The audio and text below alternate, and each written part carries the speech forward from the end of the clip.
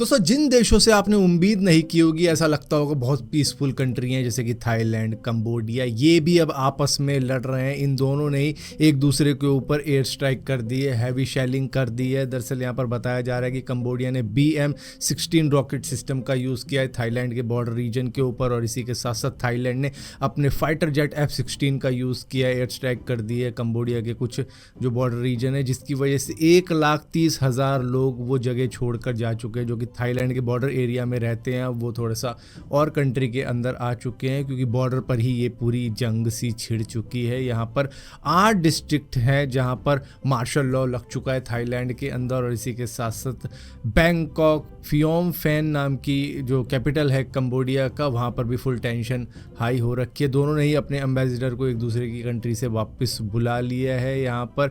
हालांकि UN security council ने emergency meeting बुलाई है इन दोनों की, ये जो झगड़े हुए हैं उसको शांत करने के लिए। US, China, European union, UN सभी इनको मना कर रहे हैं कि भैया झगड़ा मत बढ़ाओ, लेकिन यहाँ पर थाईलैंड अभी भी थर्ड पार्टी मेडिटेशन को मना कर रहा है कि भैया थर्ड पार्टी बीच में नहीं आनी चाहिए, अब हम आपस में ही सुलटाएंगे। दरअसल यहाँ पर मसला ये है कि इन दोनों के ही बॉर्डर के बीच में एक मंदिर पड़ता है, टेम्पल पड़ता है, जो कि हिंदू टेम्पल है, जिसका नाम है पियर विहर टेम्पल।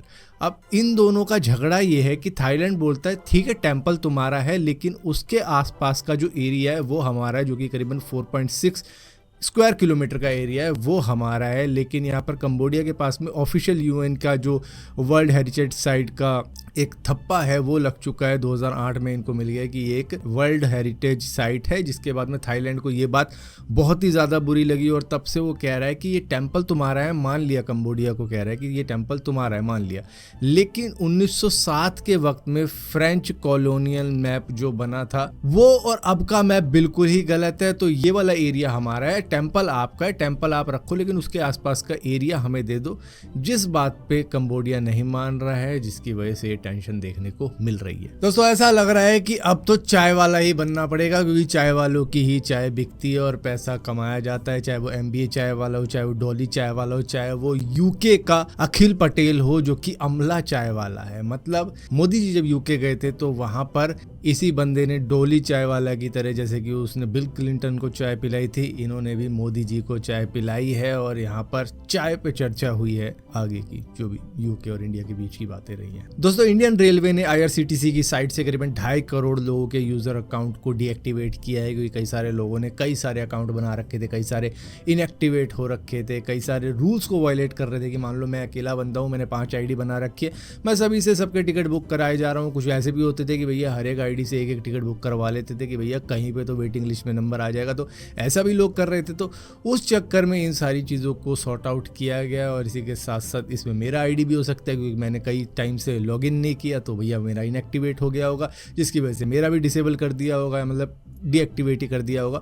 तो आपका भी हो सकता है, मेरा भी हो सकता है, किसी का भी हो सकता है। और यहाँ पर इसको चेक करने के लिए आपको IRCTC की साइट पे जाना होगा, या फिर आप रेल वन नाम से जो एप्लीकेशन आई है उसके ऊपर जाके चेक करोगे तो भी पता लग जाएगा डीएक्टिवेट हुआ या एक्टिवेट हुआ। अगर आप रेलवे में घूमते हो तो ज़रूरी है आपके लिए, अगर नहीं है तो फिर आप क्रिएट कर सकते हो, और जिनका है और डीएक्टिवेट हो गया है तो भैया दोबारा बना लो, क्या दिक्कत है। दोस्तों, इंडिया के अंदर ब्लिंकिट, इंस्टामार्ट या फिर ज़ेप्टो जैसी क्विक ई-कॉमर्स एप्लीकेशन चलती है, जहां पर आप फटाफट से सामान मंगा लेते हो अपने लिए। अब यही सेम चीज़ अलीबाबा, JD.com, मीटुआन ये चाइना के अंदर कर रहे हैं, जिसकी वजह से ये 30 मिनट के अंदर डिलीवरी जो कर रहे हैं उसके अंदर प्राइस काफ़ी ज़्यादा कट कर रहे हैं। तो चाइना के अंदर एक प्राइस वॉर चल रहा है कि मतलब जो कम कर पाए प्राइस उसी का माल बिकेगा। तो ये चीज़ें चल रही हैं, जिसकी वजह से कई सारी कंपनियां $30 बिलियन US की सब्सिडीज तक दे रहे हैं कि भैया डिलीवरी के अंदर आपको बस सस्ते से सस्ता माल पहुंचाना है, हम सब्सिडी देने को तैयार है, कि मतलब हम प्राइस कट करवाएंगे, लेकिन सामने वाली कंपनी को हमें काटना है, मारना है कि हम उससे सस्ते में बेचेंगे। इधर वाला बेच रहा है 30 रुपये का, हम बेचेंगे 25 रुपये का। तो इस तरीके की चीज़ें हो रही हैं, जिसकी वजह से वहाँ पर जो स्टेट रेगुलेटर्स हैं उन्होंने बुलाया अलीबाबा को, JD.com को, मीटुआन को, इन सभी को बुलाकर कहा कि भैया भविष्य में इस तरीके की चीज़ें नहीं होनी चाहिए, वरना आगे चल के इकोनॉमिक रिस्क हो सकता है। तो यहाँ पर काफ़ी ज़्यादा लताड़ लगाई है इनको, लेकिन इंडिया के अंदर ये चीज़ पे कोई भी कुछ भी नहीं हो रहा है। मतलब कि यहाँ पर साफ साफ कह रहे हैं लोकल जो भी सेलर होते हैं, जो कि ग्रोसरी स्टोर खोल के बैठे हुए हैं, उनसे कोई परचेज़ नहीं कर रहा है, सब ब्लिंकिट से मंगा रहे हैं, कोई इंस्टामार्ट से मंगा रहा है, कोई ज़ेप्टो से मंगा रहा है। सो यहाँ पर कह रहे हैं कि भैया अनफेयर प्रैक्टिसेस चल रही है, लेकिन कोई मानने को तैयार नहीं है। और वहाँ पे सीधा बुला बुला के सुनाया जा रहा है कि आप बबल मार्केट क्रिएट कर रहे हो जो कि शॉर्ट टर्म के लिए अच्छी है, कोई भी रियल विनर नहीं मिलेगा इसके अंदर, क्योंकि फ़ायदा तो सिर्फ ग्राहक का ही होने वाला है और आप सभी बस पैसे बांटते चले जाओगे कि भाई कम से कम में माल बेचे और किसी का फ़ायदा नहीं होने वाला है। इस तरीके से आप पूरी मार्केट को रैशनल कंपटीशन में बदल दोगे। दोस्तों, इंडियन गवर्नमेंट ने 25 OTT प्लेटफॉर्म को बैन कर दिया इंडिया के अंदर से, जिसमें उल्लू आता है, एल्ट बालाजी आता है जिसको अब ALTT कहा जाता है, देसी फ्लिक्स आता है, बिग शॉट्स आता है, मूडेक्स आता है। इन प्लेटफॉर्म्स को बैन किया गया है जो कि थोड़े से मतलब अजीबोगरीब कंटेंट लाते थे, मतलब जो कि ऑलमोस्ट आप देख ही नहीं सकते फैमिली के साथ में, ऐसा कंटेंट होता था। और जो कि ऐड भी दिखाई जाती है, मतलब अलग अलग जगहों पे, चाहे इंस्टाग्राम पे देख लो, यूट्यूब पे देख लो, उनकी एड्स भी दिखाई जाती है कि भैया ये वेब सीरीज़ आपको यहाँ देखने को मिलेगी, वहाँ देखने को फ्री में देखने को मिलती है।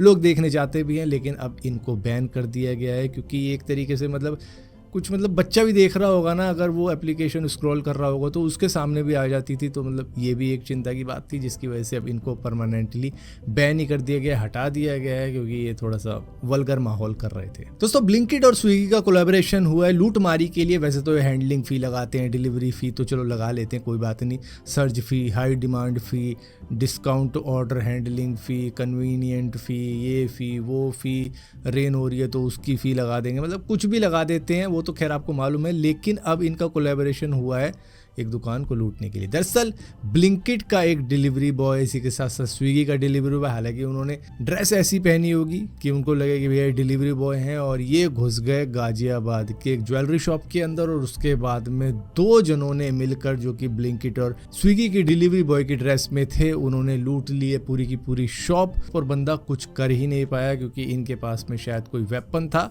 जो कि बंदा दिखा रहा था, जो ब्लिंकिट वाला था, और स्विगी वाला उसके बाद में आ गया और उन्होंने लूट मारी करके रफू चक्कर हो गए उस जगह से।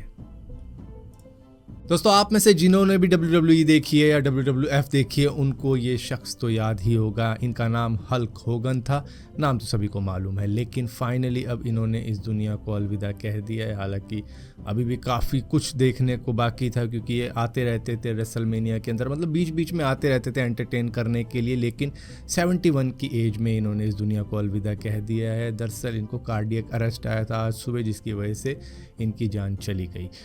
इन्होंने एक नेक सर्जरी करवाई थी, वो भी बताया जा रहा है कि नेक सर्जरी कराने के बाद में भी कोई दिक्कत नहीं थी, ये बिल्कुल अच्छे खासे जी रहे थे। लेकिन उस नेक सर्जरी की वजह से कुछ हेल्थ कॉम्प्लिकेशन बढ़े थे, जिसकी वजह से इन द एंड इनको कार्डियक अरेस्ट आया, जिसकी वजह से ये दुनिया छोड़कर चले गए। तो RIP हल्क होगन।